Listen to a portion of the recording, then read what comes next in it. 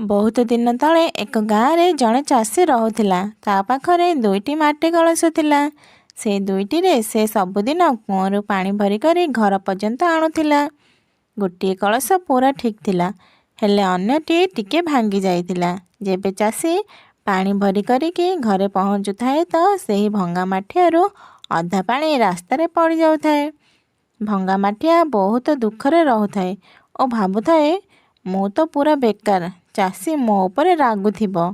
ଦିନେ ସେ ଚାଷୀକୁ କହିଲା, ମୋତେ ଫୋପାଡ଼ି ଦିଅ, ମୁଁ କେଉଁ କାମର ନୁହଁ। ଚାଷୀ ହସିଲା ଓ କହିଲା, କ'ଣ ତୁମେ ଦେଖିଛ ଯେଉଁ ରାସ୍ତାରେ ମୁଁ ତୁମକୁ ଆଣୁଛି ସେହି ରାସ୍ତାରେ କେତେ ସୁନ୍ଦର ଫୁଲ ଫୁଟିଛି। ତୁମ ପାଇଁ ହିଁ ସେହି ରାସ୍ତାରେ ପାଣି ପଡ଼ୁଛି ଓ ସେହି ଫୁଲକୁ ଜୀବନ ମିଳୁଛି। ତୁମେ ବେକାର ନୁହଁ, ତୁମେ ବହୁତ ଉପଯୋଗୀ ଅଟ। ଏହାର ଶିକ୍ଷା ହେଲା, ଆମକୁ ଆମର ଦୁର୍ବଳତା ଉପରେ ନୁହଁ, ଆମକୁ ଆମର ଭଲ କାମ ଉପରେ ଧ୍ୟାନ ଦେବା ଦରକାର।